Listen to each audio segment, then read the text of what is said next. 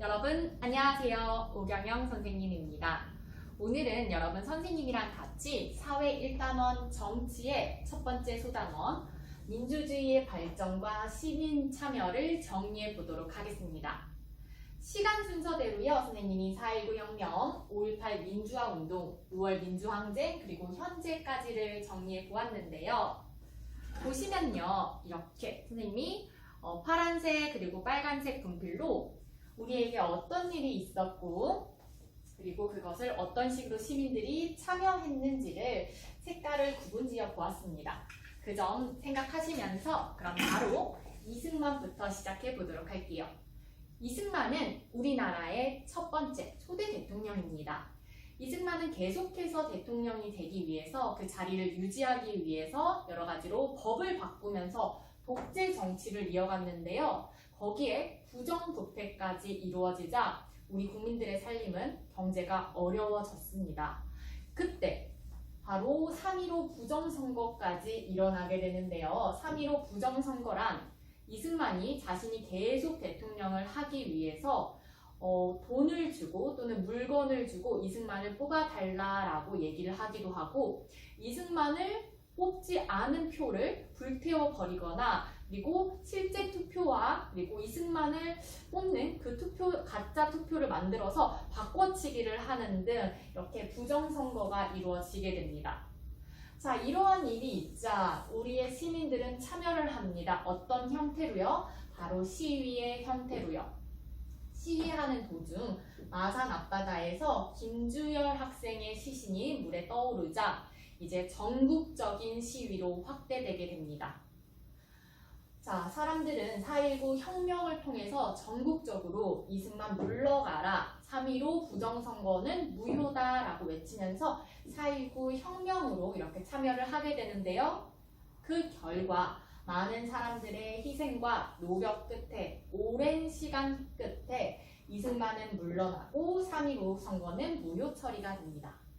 자, 이렇게 우리 국민들은 그럼 이제 드디어 우리가 원하는 민주주의에 가까워지는 것인가 라고 기대를 했는데 자, 보시겠습니다. 이어서 박정희가 군사의 힘으로 이렇게 자리를 잡게 되고 또 독재 정치를 이어갑니다. 계속해서 대통령을 하기 위해서 법을 바꾸는 거예요. 자, 대통령은 원래 한 번만 할 수 있는데 3번 할 수 있게 법을 바꾸고 또 유신헌법을 발표하면서 3번이 아니라 이제 끝없이 대통령을 할 수 있고 그리고 대통령을 국민이 직접 뽑는 것이 아니라 간접적으로 뽑을 수 있게 선거하는 그 방법을 바꾸겠다 하는 유신헌법을 발표합니다. 이에 대해서 우리 국민들은 어떤 식으로 시위라는 형식으로 시민들이 참여를 하게 되는데요. 그렇게 혼란스러운 과정 안에서 박정희가 부하에 의해 살해되고 전두환이 이제 군사적 또 무력으로 이제 정변을 일으켜서 그 자리를 차지하게 됩니다. 하지만 전두환도 박정희처럼 독재로 이렇게 힘을 이어갔기 때문에 민주주의에 대한 시민들의 그런 바람을 이루어주지 않았기 때문에 우리는 앞서 했던 시위를 계속해서 이어하게 되는데요. 이 중에 전라도 광주에서 5월 18일 날 5.18 민주화 운동이 이루어집니다.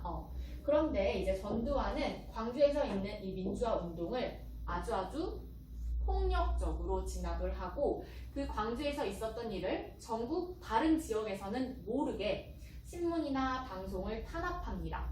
그리고 외국에도 알려지지 않도록 오직 광주에서만 일어나는 일을 아무도 모르도록 신문이나 방송과 같은 언론을 탄압하게 됩니다. 그게 바로 5.18 민주화 운동이고요. 그렇게 해서 전두환은 대통령 자리에 앉고 전두환은 계속해서 민주주의를 탄압합니다. 자, 이런 일이 있을 때 우리 시민들은 다시 민주주의를 위해 시위를 하는데요. 이 과정에서 박종철 학생 그리고 이한열 학생이 사망합니다.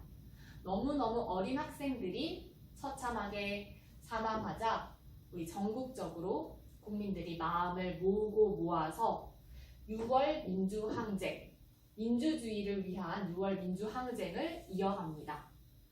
자, 너무 오랜 시간과 희생과 노력 끝에 드디어 6.29 민주화 선언이 발표가 되는데요. 자, 세 가지의 핵심 내용이 있습니다. 첫 번째는 이런 대통령을 우리가 직접 현명한 대통령을 뽑겠습니다 하는 대통령 직선제와 직접 선거를 하겠습니다.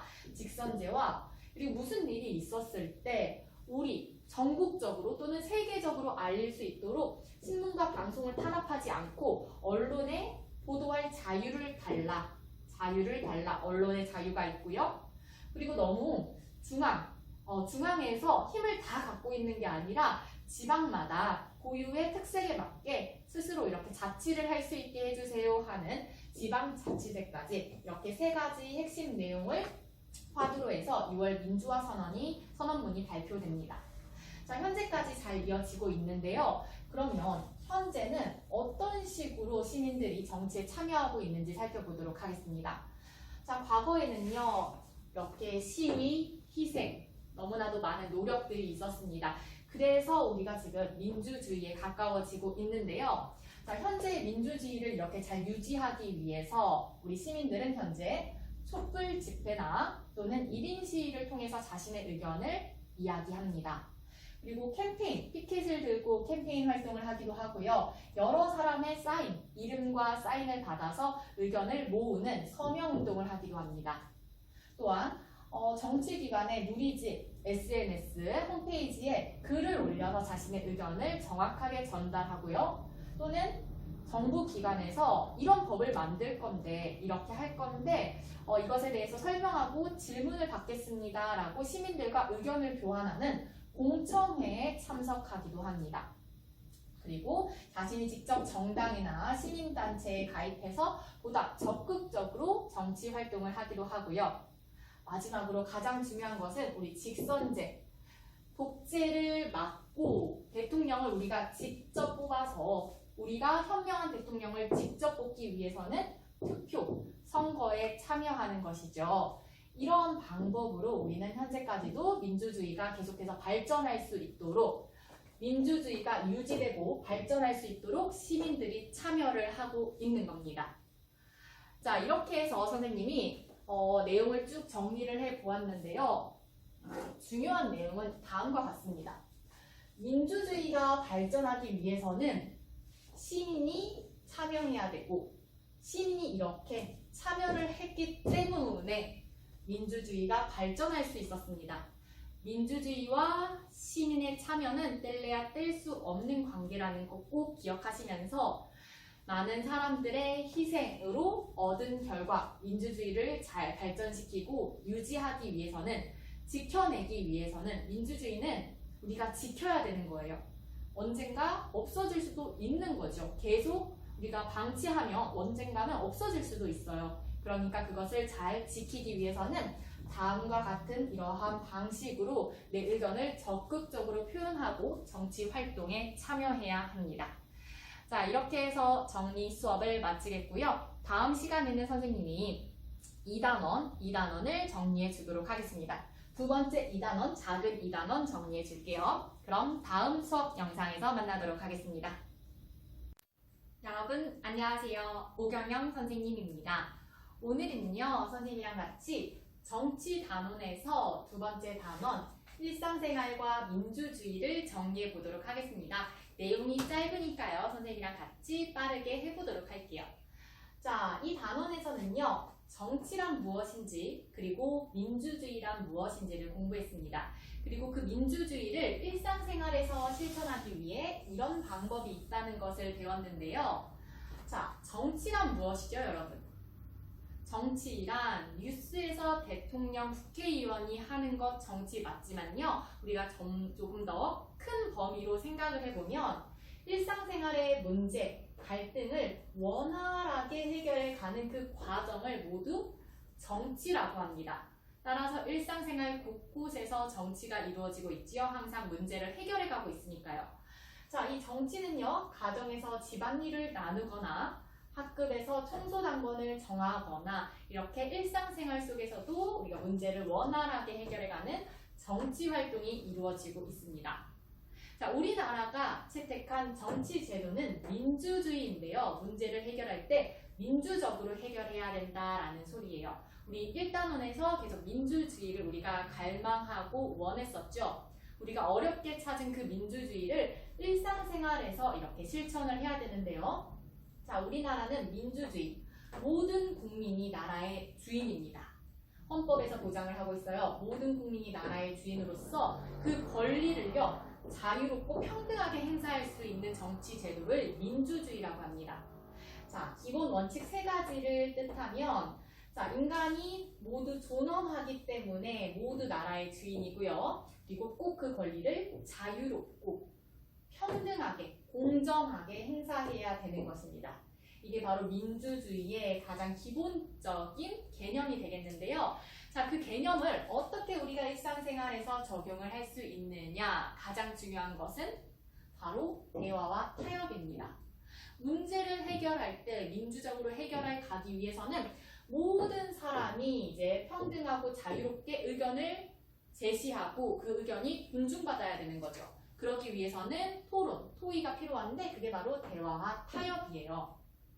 자, 대화와 타협 시 우리가 지킬 수 있는 태도 세 가지. 관용, 나와 다른 의견이더라도 우선 받아들이는 거예요. 그럴 수 있겠구나라고 받아들이는 거고요. 반대로 비판적 태도.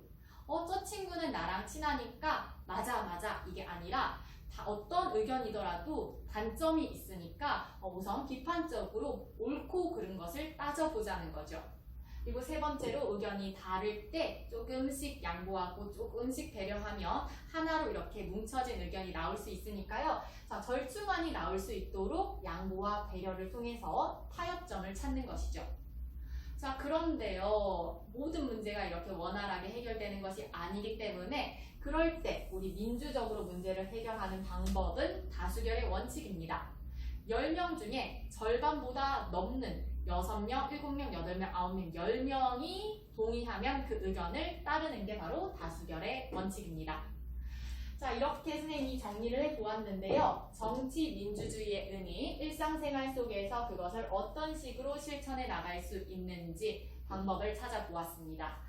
자, 내용이 짧은 이유는요. 민주주의를 실천하는 것은 선생님의 가르침이 아니라 여러분의 몫입니다. 여러분이 실천하셔야 이 단원을 제대로 공부하셨다고 할 수 있기 때문에 자, 일상생활 속에서 민주주의 이것들을 모두 지키면서 문제를 해결해 나가시길 바라겠습니다. 오늘 수업은 여기까지입니다. 모두 수고하셨습니다. 여러분 안녕하세요. 오경영 선생님입니다.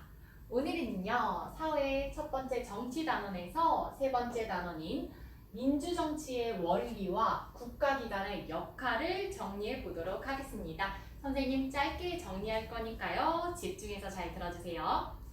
자, 민주정치의 원리를 설명하기 위해서 선생님이 헌법을 멋있게 쓴다고 썼는데 멋있지 않죠? 대신 멋있게 읽어보겠습니다.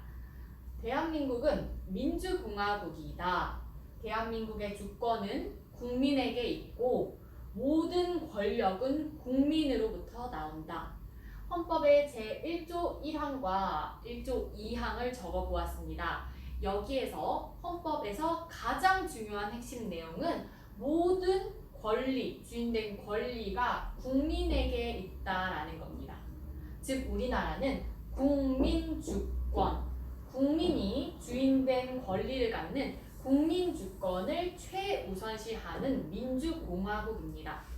다시 말해서 민주주의를 실현하기 위해서 국민주권은 뗄래야 뗄 수 없는 이야기인 거죠. 자, 모든 국민들이 주인 되었지만 모든 국민들이 어떤 일이 있을 때마다 다 같이 모여서 뭔가를 결정할 수 없기 때문에 바로 대통령, 국회의원을 뽑아서 대신 정치를 간접적으로 하는데요. 자, 국회의원이 있는 국회, 대통령과 국무총리, 각 부의 장관, 차관, 그리고 공무원들이 있는 정부, 그리고 재판관이 있는 법원으로 나눠서 설명해 보도록 하겠습니다. 자, 먼저 국회에서는요, 법을 만듭니다. 자, 국회에서는 국회의원들이 법을 만들고요, 국민들의 의견을 수렴해서 법을 만들고, 정부에서는 그 법에 따라서 나라를 운영하죠. 교육부, 보건복지부, 여성부, 뭐 국방부 여러 가지 부가 있어서 법에 따라서 운영을 하고 법원에서는 법에 따라서 이제 해야 되는데 그게 잘 이루어지지 않는다면 법을 잘 지키지 않는 사람이 있다면 재판을 하게 됩니다. 자, 이렇게 법에 따라서 제정하고 운영하고 재판을 하게 되는데요. 자, 그리고 예산 보겠습니다. 나라를 운영하는 데 필요한 돈을 예산이라고 하는데요. 국회에서는 그 예산이 어느 정도 필요한지 토의를 하고 심각하게 토의를 하고 결정합니다. 그러면 정부에서는 이제 그 예산에 따라서 나라의 살림을 운영하는 거예요. 국방부에서 나라의 안전을 위해서 이 정도의 돈이 필요합니다. 이렇게 쓰겠습니다 하고 쓰는 거고요. 교육부에서는 학생들의 교육을 위해서 이 정도의 돈이 여기에 필요합니다. 쓰겠습니다. 쓰는 겁니다.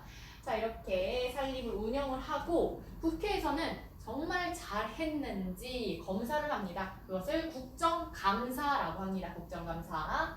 자, 이런 식으로 세 개의 기관이 이렇게 운영이 되고 있는데 가끔 이걸 보고 어떤 친구는 선생님, 그러면 국회가 제일 위에 있고 국회가 제정한 법 예산에 따라서 다 운영되는데 국회가 제일 높은 건가요? 아닙니다. 자, 국회가 제정한 법을 정부에서는 거부할 수 있습니다. 다시 한번 생각하세요 라고 거부할 수 있고요. 국회가 제정한 법이 만약에 법원은 헌법을 가지고 있지요. 그 헌법을 뭔가 위배하는 거라면 그 법 다시 한번 생각하세요 라고 또 한번 이렇게 소송을 제기해서 헌법 재판을 할 수 있기 때문에 국회가 제일 높은 기관 그런 거 아니고요. 우리 국가의 권력을 세 기관이 이렇게 나눠 갖고 있다. 그것을 삼권 분립이라고 한다. 기억하세요. 세 개의 기관이 바로 권력을 나눠 갖고 있는 겁니다. 이렇게 나눠 갖는 이유는요. 서로 견제하면서 균형 잡힌 게 나라를 운영하기 위해서고요. 이 균형은 왜 필요하냐? 독재를 막기 위해서죠. 즉 국민 주권, 민주 정치를 잘 실현하기 위함입니다. 삼권 분립을 통해서 균형을 이루고 그래서 국민 주권을 잘 실현한 즉 민주 정치를 계속 유지하기 위함입니다. 민주주의는 내가 꼭 지켜내야 하는 것이고 노력해서 빼앗기지 않도록 지켜야 하는 거라고 했어요. 그래서 이런 것들이 잘 지켜지고 있는지 우리는 국민으로서 잘 감시하고 적극적으로 참여할 필요가 있다라고까지 했습니다. 자, 이번 시간 이렇게 정리를 해보았고요. 여러분 스스로도 교과서 쭉 넘기시면서 여기 단원을 정리해 보시길 바라겠습니다. 여러분 모두 복습하세요.